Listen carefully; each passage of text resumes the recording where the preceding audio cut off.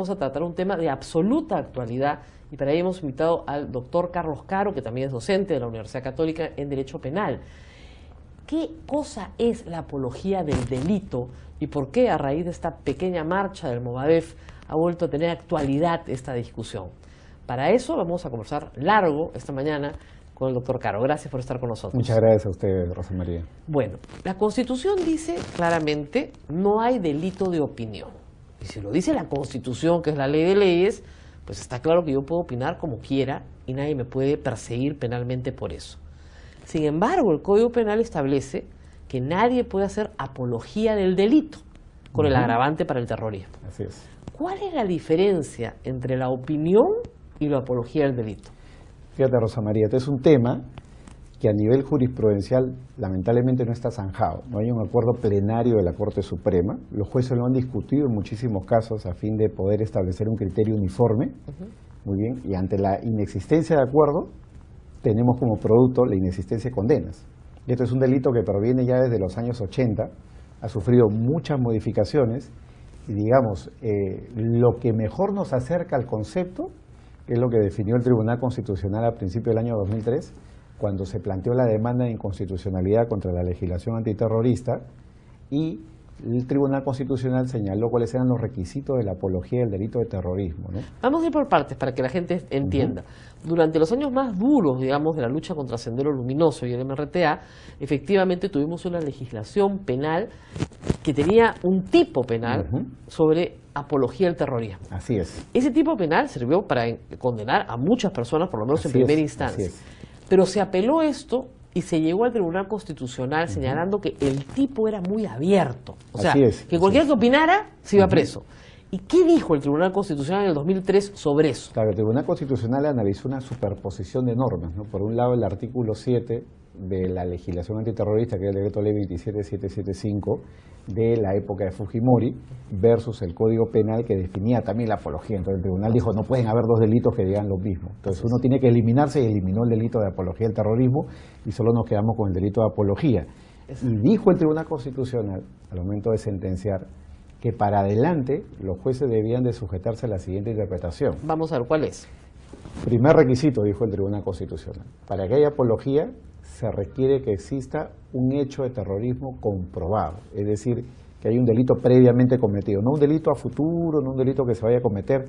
Es decir, con eso caían, por ejemplo, todos los casos que la policía iniciaba como apología con personas que tenían volantes en la mochila, ¿no? A favor de la lucha antisubversiva, por ejemplo.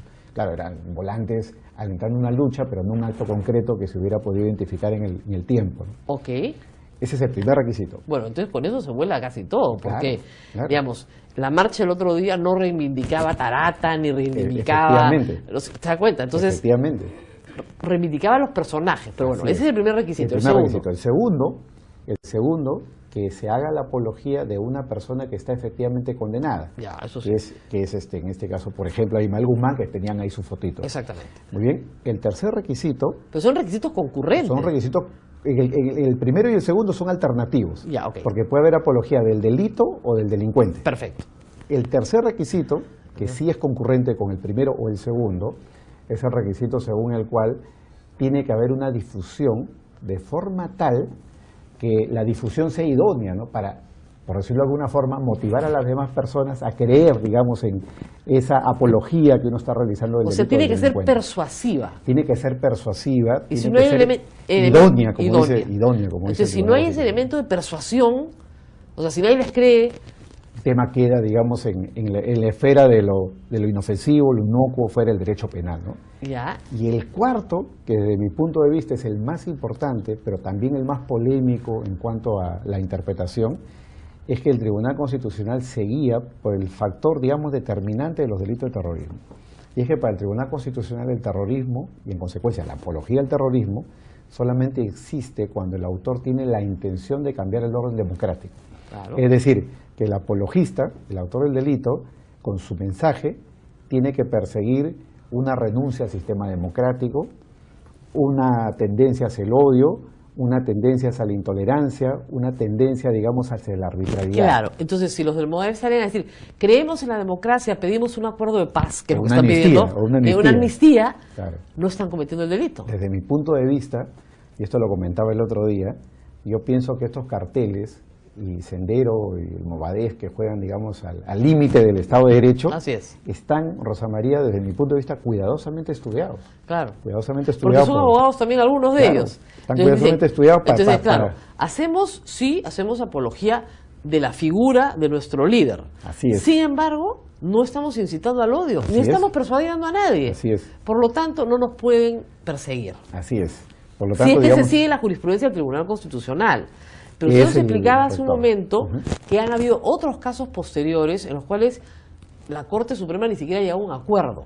así es. Y es lo que ha pasado, digamos, a raíz de marchas de esta naturaleza, ¿no? Porque Claro.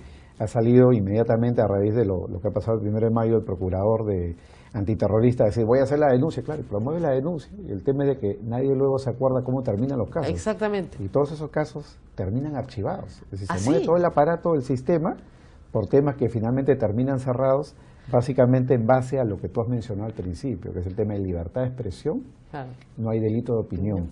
Y yo dice, mis mensajes son de paz. La amnistía, yo no estoy pidiendo una amnistía Estoy pidiendo un acuerdo de por la paz. fuerza, estoy Claro. pidiendo un acuerdo de paz, estoy en el ámbito de la democracia, soy una persona que salió a marchar, tengo derecho de reunión, tengo derecho a manifestarme. Juegan al límite del Estado de Derecho, pero claro, con la foto provocadora. Claro.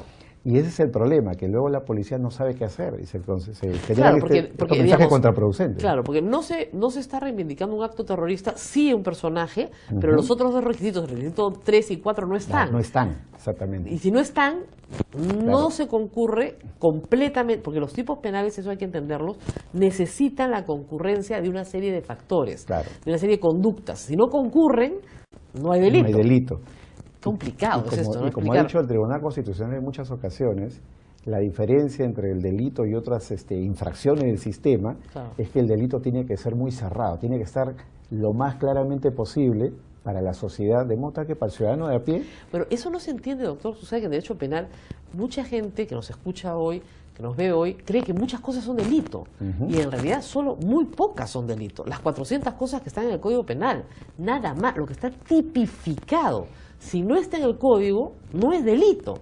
Y a veces hay gente, acá los chicos se sorprenden cuando yo les pongo ejemplos, como si te roba tu hermano dentro de tu casa, ¿es delito? Claro, es delito. No, no es delito. Claro, es una eximente, digamos. Exactamente. Exactamente. Y otros más que podríamos mencionar. Ahora, el delito, como se eliminó la apología del terrorismo, pero después se puso como agravante en el 2007, el tipo base es apología del delito. Del delito, efectivamente. En general. En general. Entonces, por ejemplo, ahí no hay el componente 4 de vulnerar la democracia. ¿Cómo se interpreta la apología del delito pura? Claro, la apología del delito como delito es muy antiguo, ¿no? Proviene, Así es. digamos, del siglo XIX y básicamente en una lógica de delitos contra el Estado, ¿no? Entonces Claro. no se puede atentar contra el Estado y una forma de atentar contra el Estado es promover el delito. Claro. Entonces ahí ha habido una larga discusión de los penalistas, miles de páginas escritas para diferenciar lo que es instigación al delito, incitación al delito y el delito de apología.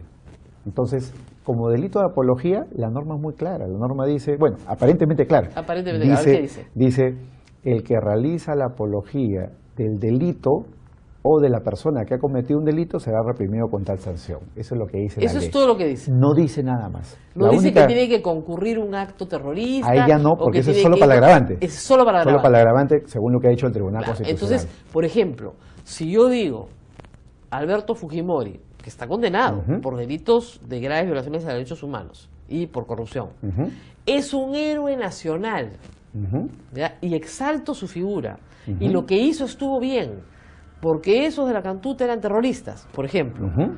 Entonces, esto es una apología del terrorismo, Claro, del delito. Formalmente, ahí tenemos un caso que podría, digamos, ser límite entre lo que es apología e incluso un delito que acá nunca se llegó a probar, pero que lo propuso, digamos, el gobierno de Humala en su momento, que era el delito de negacionismo del terrorismo o negacionismo, digamos, De cualquier la violación de derechos etapa de humanos. violencia, claro, que vivió el Perú en algún momento, que No es un sé, no. delito que fue creado primero en Alemania, Es lo que iba a el decir. negacionismo del nazismo, luego en España el negacionismo, digamos, de los actos de odio y en Italia igual. Claro, Entonces, cuando llegó la discusión acá a Perú, esto no se aprobó por temas de libertad de expresión, lógico. que es la misma discusión que ha habido en Europa. Y en Europa, digamos, muchos de estos casos han empezado, digamos, han tenido mucha connotación pública, pero luego en los tribunales los jueces tienen un poco la sensación, acá no hay sangre, no hay muertos, no hay heridos, no hay coche bomba, Claro. no hay víctimas, entonces al final la gente tiene derecho a expresarse, ¿no? Y tú lo has dicho bien, hay personas que creen que Fujimori es un héroe, Claro. creen que lo de la Catuta y lo de Barrio Salto estuvo bien y son parte del costo de la guerra, Exacto. y en consecuencia expresan una opinión. Ya, Entonces, pero si se aplica el tipo exacto de apología del delito, están exaltando la figura de un delincuente. así es, en ese contexto Ajá. pasa exactamente lo mismo, y esta discusión no es nueva, o sea, más bien vale la pena resaltarla, pasa exactamente lo mismo que sucede cuando discutimos en el ámbito del periodismo el honor y la libertad de expresión. Exactamente. Entonces, digamos, formalmente la infracción está cometida, pero luego el juez tiene el deber de hacer la ponderación de si hay una causa de justificación. Exactamente. Tú has infringido la norma en apariencia porque estás alabando un delito o un delincuente, pero luego puede ser que concurra una causa de justificación que hay en el Código Penal, que es el derecho a la libertad de expresión. Entonces el juez sopesa, ¿no? Claro. ¿Qué es lo que vale más para el caso concreto? En materia de los hechos, entonces, por apología del delito no está preso nadie. Por apología del delito, hoy por hoy, Nadie. digamos, la cifra Condenado, prácticamente es cero. Condenados no hay. Así es. O sea, procesados sí, por supuesto. Muchísimos. Pero condenados ninguno. Exactamente. Entonces, lo que está pasando, que eso es un fenómeno que estudia el derecho penal, es que para los jueces es un delito socialmente aceptado.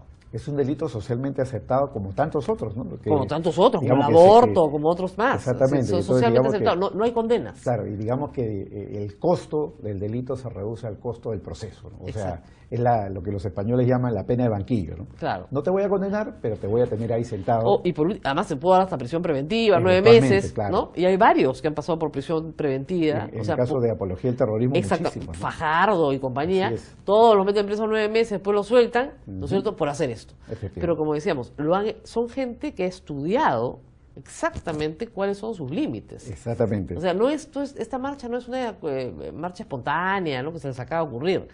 Tienen, ¿no?, Ahora, ¿qué pasa con este tipo de agrupaciones políticas? Sendero Luminoso se arma a través de la difusión de las ideas, a través de la persuasión, a través del reclutamiento de jóvenes en los 70, justamente por la difusión de las ideas que son terribles para la sociedad. Entonces, ¿cómo puede defenderse una democracia? Eso es lo que nos deben estar preguntando. Si no es delito, bueno, ¿cómo se defiende la democracia? Claro, acá hay una discusión que es una discusión también muy actual, que es el tema de la forma en la cual estos grupos que en algún momento han recurrido a la lucha armada se reinsertan en la sociedad, ¿no? El ejemplo más cercano es el de Colombia. Claro, pero es que es diferente, porque en Colombia llegó a establecerse un equilibrio entre las fuerzas y finalmente se firma un armisticio y se llega a una paz. En el Perú jamás pasó eso, en el Perú fueron vencidos. Así es. Y al ser derrotados, ya prácticamente no tienen derecho a nada. Ellos se consideran prisioneros de guerra. El derecho peruano señala que acá no existió nunca una guerra y que son delincuentes, terroristas que cometieron delitos y que están purgando sus condenas por los delitos. Justamente es el debate que hay en Colombia, ¿no? Para un sector de la sociedad encabezado por Uribe, ese Claro, acuerdo nunca claro, debió haberse firmado. Y claro, ellos sostienen que se debió haber seguido el modelo peruano. Claro, el en modelo España peruano, igual. igual. En España con el tema de la ETA, ETA se ha rendido, ¿no? españoles me decían, ¿por qué no se sigue el modelo peruano? Claro. Porque en el modelo peruano es muy difícil de seguir porque acá se venció. Ujú. ¿No es cierto? Hubo un sometimiento total Con del un terrorismo. costo social alto también. Con un costo social alto, pero se venció. Ujú. Entonces, hay una diferencia bien grande entre un equiparamiento de fuerzas y un armisticio, digamos, y finalmente la firma de una capitulación, si se quiere, y, por otro lado, una derrota. Entonces, cuando han sido derrotados, se les ha sometido al Código Penal. Claro. No se les ha sometido a la ley de Ginebra, a los convenios de Ginebra. Allá lo que decían respecto a la revolución en El Salvador, hay un libro muy famoso que es La Radio Libertad, donde ellos decían, nadie negocia con un muerto, ¿no? Es decir, uno negocia con una persona o un grupo que está alzado en armas, ¿no? Lógico. En el caso de Sendero, ya Sendero había perdido toda su fuerza militar, Así es. sus principales líderes estaban encarcelados y en consecuencia no había espacio para la negociación. Así es. Pero hay un detalle interesante que vale la pena apuntar. En el caso de España, la transición ha sido muy interesante, ¿no? Porque, digamos, los constitucionalistas están de acuerdo de que la Constitución española es tan generosa que incluso hay espacio para partidos políticos que van en contra del pensamiento democrático. Y es por eso de que en España llegó a existir el grupo de Ribatasuna, que hasta ahora existe, Claro. es un grupo reivindicativo del Separatista. País Vasco separatista, Ahora, y tenía sus escaños, ¿no? Claro, pero en el Perú, digamos, sea prohibido eso a través Se de ha la ley de prohibido. partidos políticos. Sí, sí, sí, Eso se está prohibido. Se ha prohibido y el jurado ya dijo que eso no es Exactamente, procedente. pero esa es una prohibición, digamos, administrativa, no penal, ¿no? Entonces eso está prohibido. Ahora, ¿qué pasaría, no es cierto, si, por ejemplo, comienzan a poner, no sé, escuelas de formación política maoísta, leninista, pensamiento Gonzalo, donde se le enseña a jóvenes, ¿no es cierto?, el pensamiento de Sendero Luminoso, que es finalmente tomar el poder por las armas. En ese momento, ¿qué armas tiene el Estado para defenderse de una manifestación mucho más explícita y persuasiva? Claro. Ahí sí, ahí sí podría aplicar apología del delito del claro, terrorismo. Pero más que la apología, yo creo que ese es un contexto en el que entramos a la asociación para delinquir. Ok, Porque si estamos hablando ya de, digamos, la formación de cuadros, ¿no? exactamente. De pensadores, donde al final del día... Para cometer el delito, por ejemplo, de sedición. Claro, donde al final del día esto tiene que dar lugar a una lucha armada, Así es. como pasó en los 70 con los caldos de cultivo que hubieron en ciertas universidades. Entonces lo que hay ahí tenemos un caso de asociación criminal. Y la Corte Suprema en eso ha fijado una serie de requisitos muy claros, ¿no? Tiene que haber un grupo organizado, tiene que haber pluralidad de personas, tiene que haber cierto nivel de jerarquía, distribución de funciones, y lo más importante es que exista, digamos, dentro de, digamos, la manifestación del grupo, una determinación a cometer delitos a futuro. Ahí no es como en la apología donde alaba un delito del pasado, ¿no? Acá tengo el planeamiento de cometer delitos a futuro. ¿Cuál es la sanción por asociación ilícita para delinquir? Hasta 15 años. Claro, entonces es una sanción grave. Una sanción grave. En cambio, en la apología del delito, en el tipo simple, recuerdo que la pena era bastante baja, ¿no? La pena es baja, es hasta 8 años, y en el caso de las agravantes puede llegar hasta 12. Hasta 12 por el tema de terrorismo. Pero no, nadie ha sido condenado a pesar de tener 8 años de pena, que es prisión efectiva. Claro.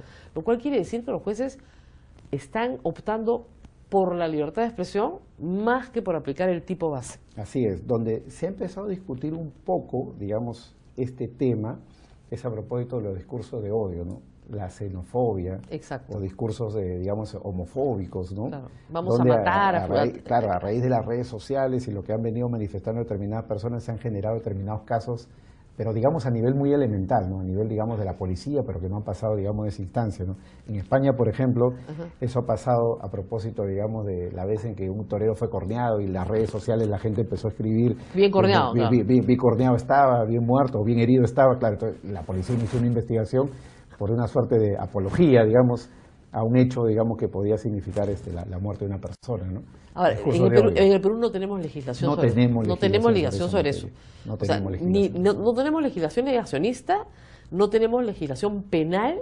Sí tenemos legislación penal contra la discriminación. Eso sí. Contra la discriminación, sí, de todo tipo, ¿no es cierto? Pero no tenemos legislación penal para quien manifiesta su odio. ¿no? Ahí teníamos... Sí tenemos para crímenes de odio, sí. Así es. Pero tiene que haber un crimen. Así es. Y ahí pasó algo muy curioso, ¿no? Porque justamente con este famoso decreto legislativo 1323, que fue tan criticado, tan alabado por algunos, lo que pasó fue que ese decreto, si uno hace la comparación, Rosa María, y esto es un tema ya para los abogados, estudiantes de Derecho, si uno hace la comparación de las normas, al final el 1323 parcialmente es más favorable y parcialmente menos favorable, porque derogó algunas formas que protegían mejor a las comunidades, digamos, frente a la xenofobia, a la homofobia, porque derogó, por ejemplo, la forma de incitación a este tipo de conductas, ¿no? Con lo cual al final han quedado reducidas, digamos, a la incitación al delito, que es otra de las figuras residuales del Código Penal casi nunca aplicadas, ¿no? Entonces ahí hay un tema por estudiar. Claro. Y Ahora, veces... queda claro entonces, para regresar al tema del ministro Basombrío, que cuando el director general de la policía sale y dice: nosotros no podemos capturarlos ni detenerlos porque no tenemos una orden judicial y no hay flagrancia, porque hasta donde entendemos esa marcha no constituye delito. Entonces, el director general de la policía estaba en lo correcto. Ahora, luego sale el ministro y dice: hemos ordenado al procurador que los denuncie. Efectivamente. Entonces, también está en lo correcto, porque puede corresponder una denuncia. Claro. Pero probablemente el director general de la policía, que sabe más, sabe que no los van a condenar y que estaría perdiendo el tiempo si es que los detiene. Lo que se ha podido ver a raíz de este caso, además de la aparente contradicción entre el director y el ministro, es que la policía no tiene protocolos. Claro. Es decir, hay protocolos para robos, para violación sexual, pero no hay protocolos para este tipo de casos de apología del terrorismo. Entonces el policía no está capacitado para poder reconocer en la calle... Claro, pero después de lo que usted ha señalado, está clarísimo que no había apología. Desde mi punto de vista, que están jugando al límite. Están jugando al límite Porque lo han estudiado. Porque lo han estudiado. Entonces solamente tienen la foto del líder y piden la paz. Y piden la paz. Si hubieran estado pidiendo la lucha armada, ahí sí los detenían. Claro. Pero incluso, no piden la paz. Claro, incluso hay una página en Facebook de Movadef donde hay una canción. Claro. El otro día justo la ponía en un programa periodístico y en verdad la letra también está estudiada. Claro. La letra está estudiada al punto de que han habido varias personas que han denunciado la página Claro. y Facebook no le ha dado de baja porque la letra es inocua. La letra, digamos, habla de la paz, de la reconciliación, ¿no? De la reconciliación y del acuerdo de paz. Así es. Y que no debe haber venganza, etcétera, ¿no? Claro, entonces es bien delicado el tema. Bueno, yo espero que los fujimoristas entiendan que no se puede censurar a un ministro por esto, pues es ridículo, porque finalmente he escuchado a alguno de ellos decir, se le daría pues un ministro del Interior al terrorismo, ¿no? Claro, o sea, Sendero Luminoso sería un error, ¿no? Claro, Sendero Luminoso con una marchita de nada, claro, ¿no? De 4 gatos, sin heridos, sin muertos, sin heridos, sin nada, claro. Se baja un ministro. Así es. Es absolutamente absurdo.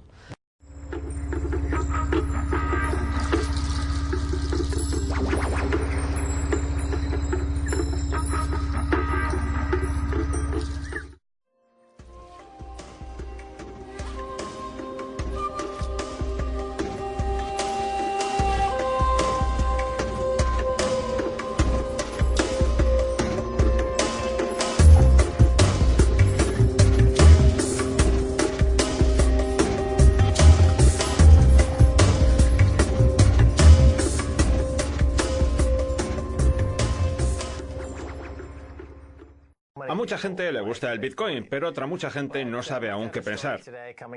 Me gustaría contarles una nueva historia sobre Wall Street, cuyo protagonista es el banco Morgan Stanley. Fueron demasiado avariciosos y manipularon el precio de la salida a bolsa de Uber para hacerse con mucho más dinero. Sin embargo, las acciones empezaron a bajar. Normalmente hay una reserva de fondos que tienen los bancos, como Morgan Stanley, llamada cláusula Greenshoe, que ayuda a gestionar la salida a bolsa conforme el precio sube y baja.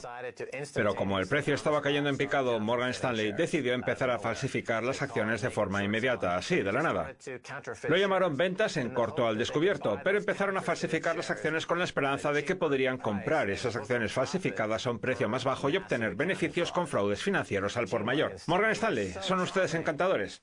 ¿Acaso les extraña que todo el mundo les odie y compre bitcoins para salir de su matriz de fraudes financieros, actividades ilícitas y conductas criminales? ¿Stacey? Sí, lo dicen en un artículo de Zero Hedge y es impresionante cómo lo describen. En realidad era un reportaje de la CNBC en el que hablaban de estas ventas en corto al descubierto y de cómo las usan para cubrir las pérdidas. También encaja con este artículo de MarketWatch. La decadencia de la verdad cunde en el periodismo estadounidense. Un estudio revela que los medios han incrementado el sesgo en los últimos 30 años. Se trata de un estudio de la Rand Corporation en el que analizaron horas y horas y horas de noticiarios de los últimos 20 o 30 años.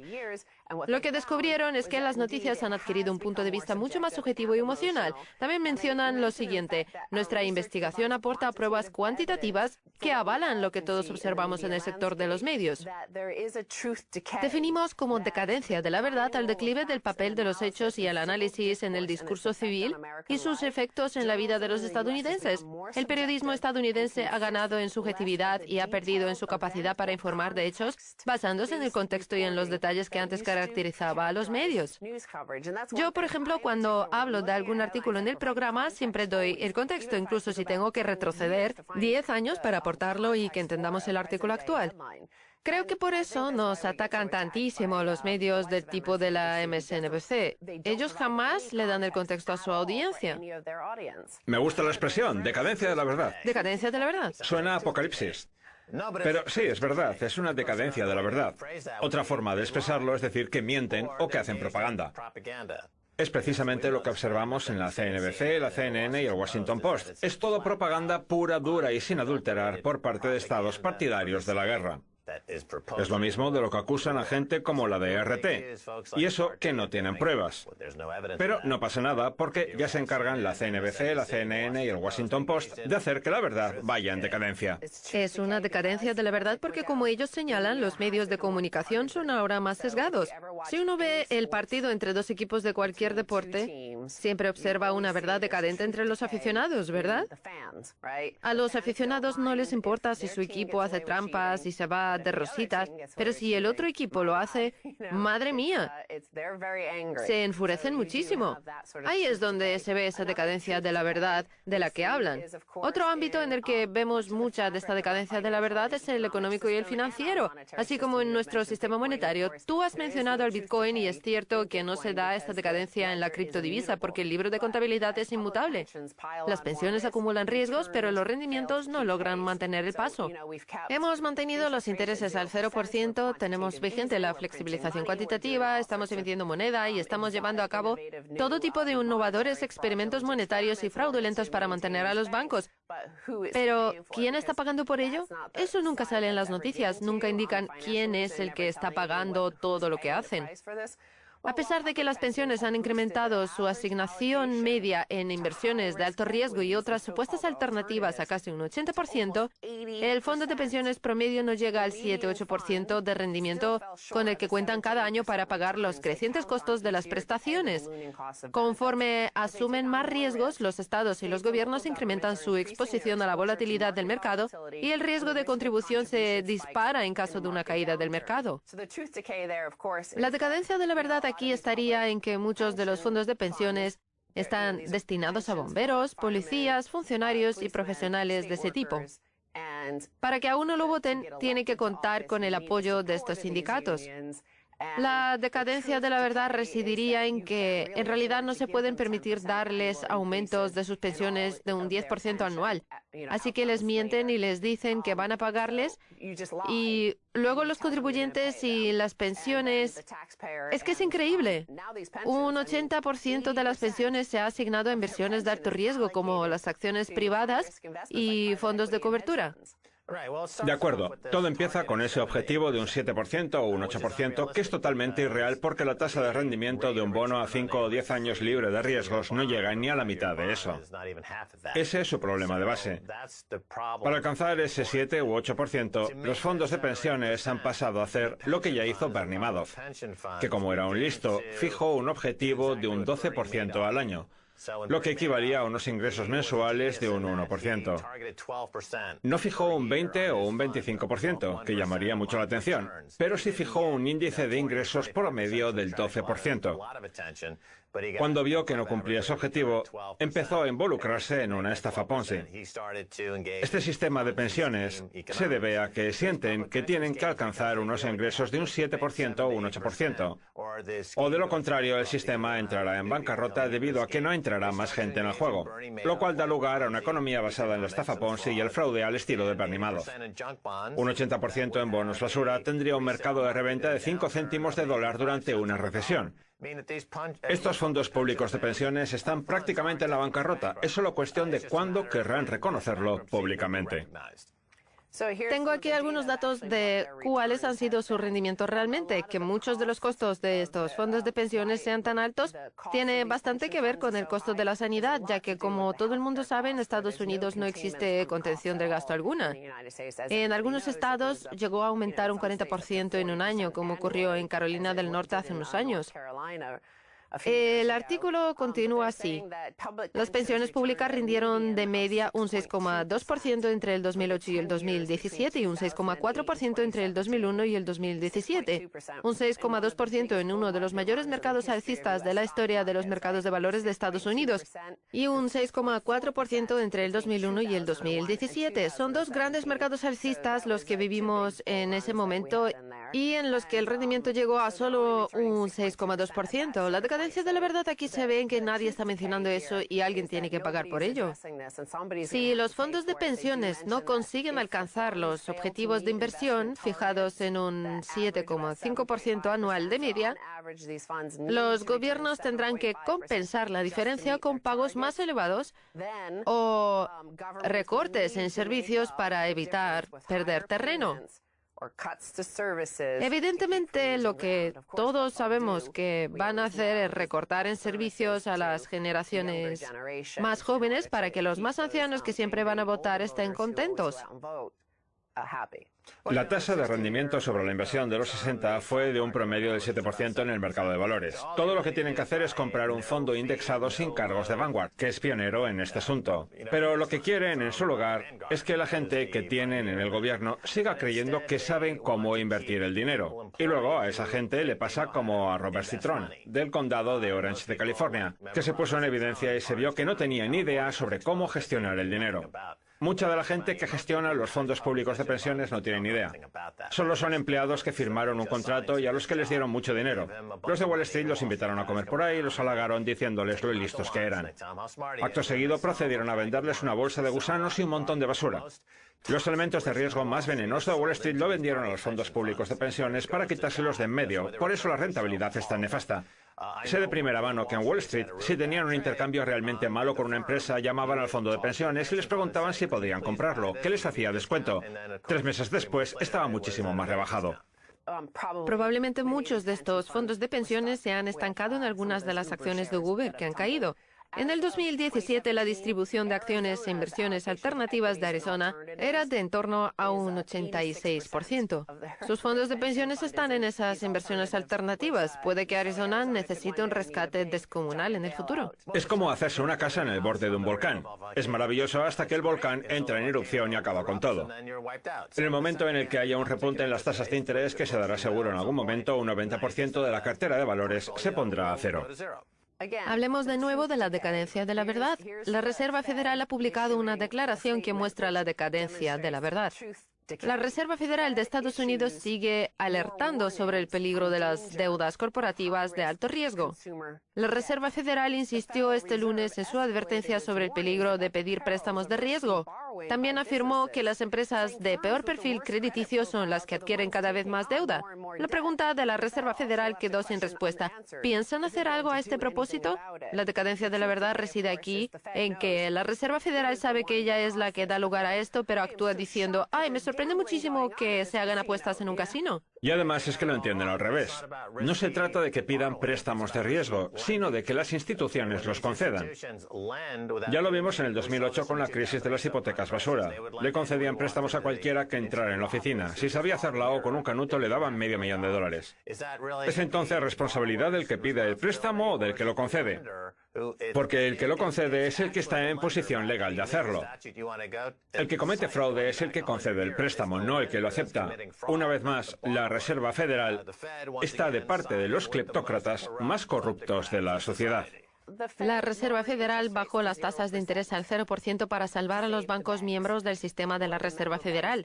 Al hacerlo, dieron lugar al primer titular que comentábamos, en el que se dice que los fondos de pensiones necesitan unos ingresos de un 7,5%, lo cual eran capaces de obtener en el mercado de bonos. Ahora ahí no pueden conseguir nada, solo un 1,5% o un 2,5%, así que tienen que acudir a los préstamos de riesgo. Y la Reserva Federal hace como que no tiene ni idea de por qué el 86% de las asignaciones de los fondos de pensiones de Arizona está metido en préstamos de riesgo sin conseguir rentabilidad. Recuerdo también los Covenant Light que tuvieron lugar en el 2007. Los inversores de fondos de pensiones les concedían préstamos a negocios que estaban al borde de la bancarrota sin pedir nada a cambio, sin colaterales ni nada a cambio. El último informe de estabilidad financiera del Banco Central estadounidense afirma que la concesión de préstamos apalancados aumentó un 20% el año pasado y que se reducen las garantías para proteger a los prestamistas en caso de impago. Así que esto es decadencia de la verdad. Sí, es como la familia Sackler, que dice cosas como, ¡ay, hemos enviado cientos de millones de kilos de heroína sintética a gente de todo Estados Unidos! El año pasado murieron 70.000 de esas personas. ¿Cómo es posible? Moralmente son equivalentes los camellos, los banqueros de la Reserva Federal y los fabricantes de oxicodona. Todos son mafiosos y están metidos en la misma piscina fangosa. ¿Y de decadencia de la verdad? Decadencia de la verdad. En fin, ya veremos si hay solución para el apocalipsis de la decadencia de la verdad. Volvemos después de la pausa, no se vayan. Bienvenidos de nuevo a Kaiser Report, soy Max Kaiser. Ahora vamos a hablar con Samson Mow. Es director de estrategia en Blockstream. También es veterano en Pixelmatic, que por cierto pronto empezará a desarrollar un nuevo juego online llamado Infinite Fleet, en el que yo acabo de invertir a través de Heisenberg Capital. Pero de eso hablaremos en un momento. Bienvenido, Samson. Gracias, Max. Un placer estar aquí. Sí, llevamos retrasándolo bastante tiempo. Es fantástico que estés aquí. Hablemos de Blockstream. ¿Qué es lo que hacéis y por qué tenéis a tantos espías? Eso es difícil de contestar. Si te doy demasiada información, revelarán su identidad y los detendrán. Cuéntanos lo que puedas. De acuerdo. En Blockstream soy director de estrategia. Es un puesto muy amplio, así que me encargo de varias cosas. Soy responsable del desarrollo del negocio y de los productos, de la mercadotecnia. Todo lo que haya que hacer lo hago yo por Adam. Sí, Adam es el director ejecutivo. Adam Back. Sí. También ha sido protagonista de noticias muy importantes con el tema de los satélites. Están lanzando satélites. ¿De qué diantres va eso? ¿Qué ocurre? ¿Estamos llevando la cadena de bloques al espacio? Suena endiabladamente bien. Háblenos de ello. A ver, nosotros hacemos muchas cosas. Lo de los satélites es solo uno de los muchos proyectos alucinantes de Blockstream. El objetivo de los satélites de Blockstream es proporcionar redundancia a la red del Bitcoin. Usted es un grande del Bitcoin, ambos sabemos qué le depara al sistema financiero y sabemos que se basará en el Bitcoin. Pero si el futuro tiene al Bitcoin como base, necesita de esa redundancia y ahí es donde entra el satélite Blockstream. El satélite está en órbita geosíncrona, a unos 30.000 kilómetros de la Tierra, y desde allí se comunica con la cadena de bloques y previene cortes en la red del Bitcoin. Si se rompe un cable submarino en un país, digamos Malasia, por ejemplo, hay muchas posibilidades de que pierdan la sincronía con el resto de la red. No obstante, siempre y cuando una sola persona cuente con una antena y un nódulo del satélite Blockstream, la sincronía se mantendrá en todo el país. Sí, la gente que va por ahí diciendo que si cortan la luz nos quedamos sin bitcoins, deja de tener razón alguna con esto si con el satélite conseguimos tener redundancia. Eso es. Esa es una de las cosas que hacemos. En MCC también hacemos otras cosas muy interesantes. Tenemos a... Como la Magical Crypto Conference. La Magical Crypto Conference. La MCC. Sí. Fue un evento fantástico. Gracias. Usted y sus 3 compañeros del podcast Magical Crypto Friends, Fluffy Pony, Satoshi Light y Wild Panda. Sí. Y usted mismo. Fue un acontecimiento maravilloso. ¿Esperaba usted que fuera así de interesante y que superara las expectativas de esa manera? Sí que es verdad que hemos recibido muchísimas opiniones positivas sobre la MCC 2019. Teníamos una lista de ponentes maravillosa, entre los que se encontraban Stacey Herbert, Elizabeth Stark y... ¿Y qué piensas de la Lightning Network? Es un tema interesante. Dios, qué rápido. Sí, cambiamos de tema muy rápido aquí, Samson. No somos como la CNBC, en la que la gente se dedica a aprender sobre el Bitcoin durante 6 meses con mucha lentitud y luego aceleran a 200 por hora porque no les da tiempo. En este programa hacemos muchas cosas. Lightning Network. La Lightning es asombrosa. Es la tecnología que crea el efectivo del Bitcoin. Uno puede gastar bitcoins de manera anónima con mucha más privacidad que con la capa base. Y es un proceso instantáneo, o casi, y prácticamente gratuito. Por eso hace falta tener una economía circular para el bitcoin que permita ganar bitcoins y gastarlos.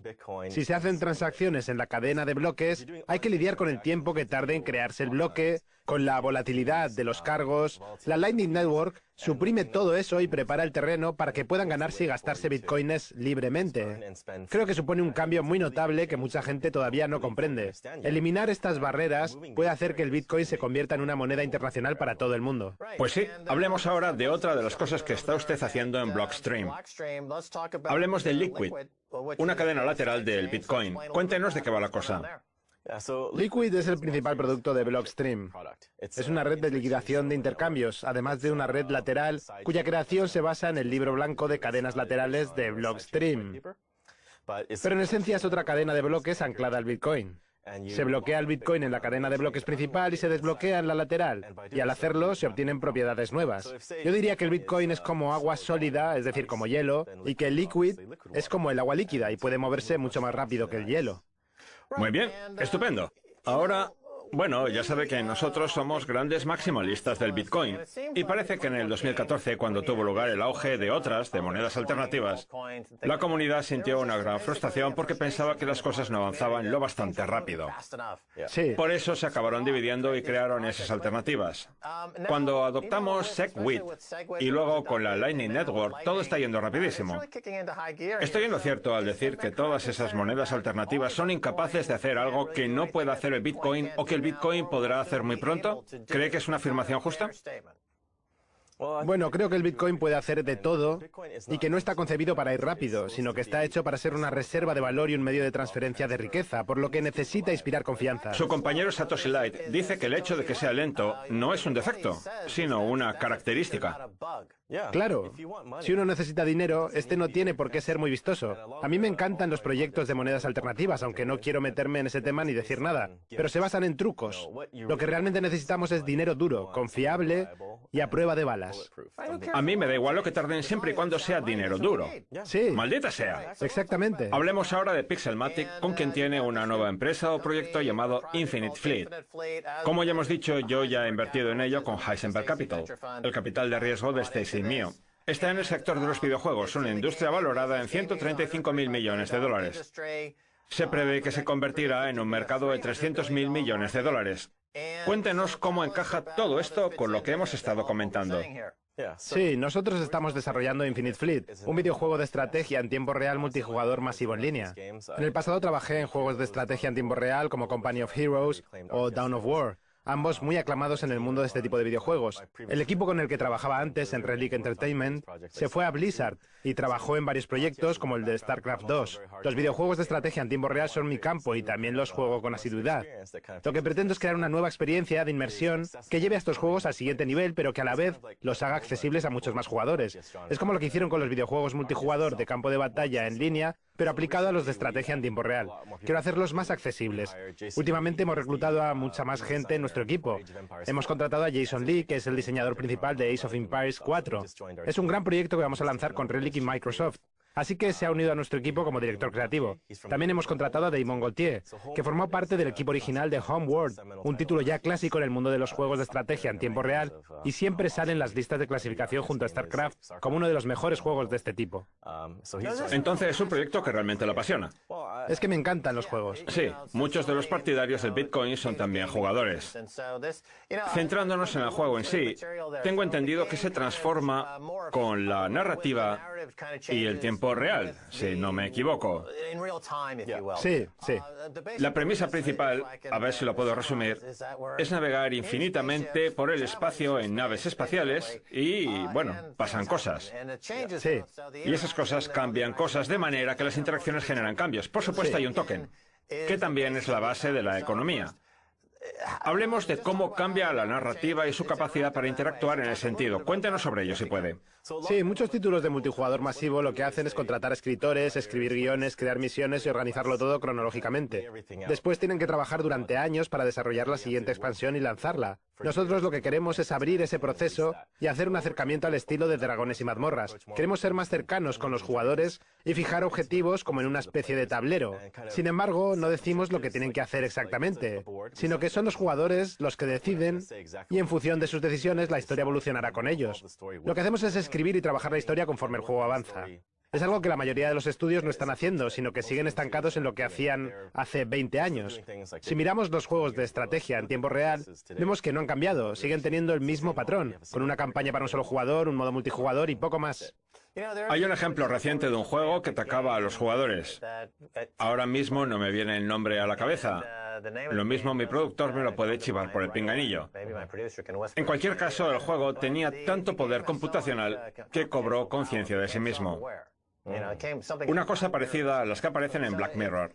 Filosóficamente hablando, ahora mismo tenemos un índice de hashes de 1 terahash por segundo y un montón de redes de ordenadores, a lo que se une que ahora las máquinas pueden aprender con el aprendizaje automático.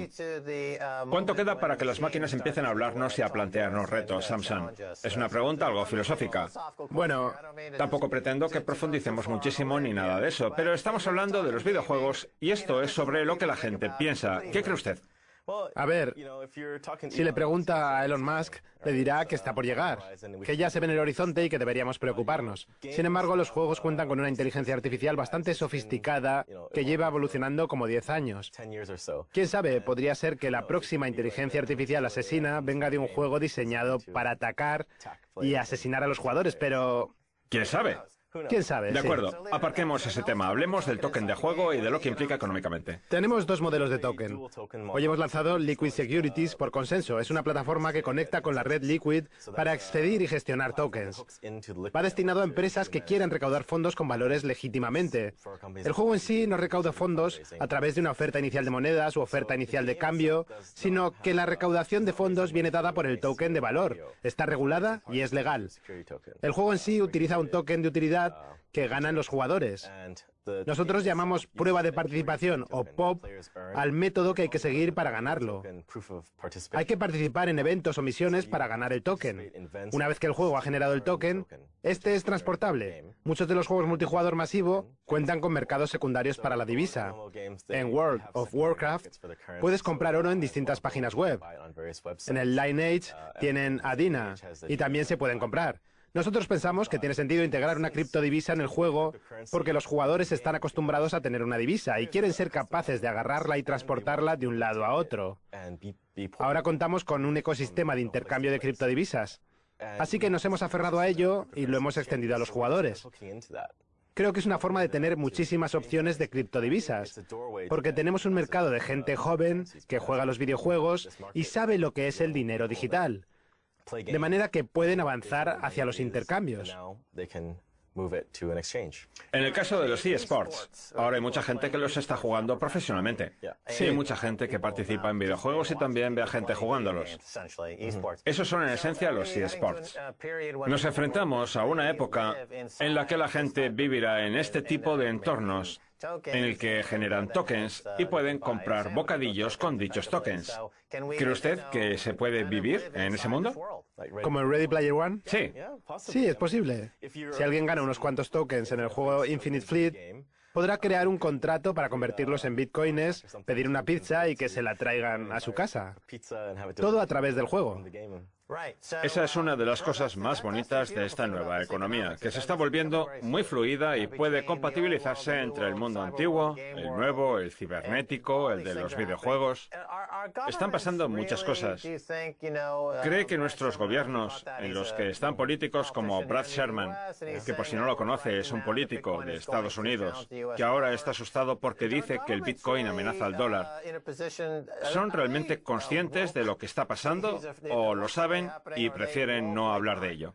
Pues yo creía que Brad Sherman era un tipo brillante, porque su discurso entero le vendía el Bitcoin a la gente. Es buenísimo por todas estas razones. En ese sentido, son conscientes. El Bitcoin hace muchas cosas interesantes y le da poder a la gente porque les permite autogobernarse y controlar su dinero. Creo que es un concepto nuevo para mucha gente, pero que una vez que entiendan lo que implica, les resultará muy difícil volver a Matrix. Exactamente. Samson Mao. Gracias, Max.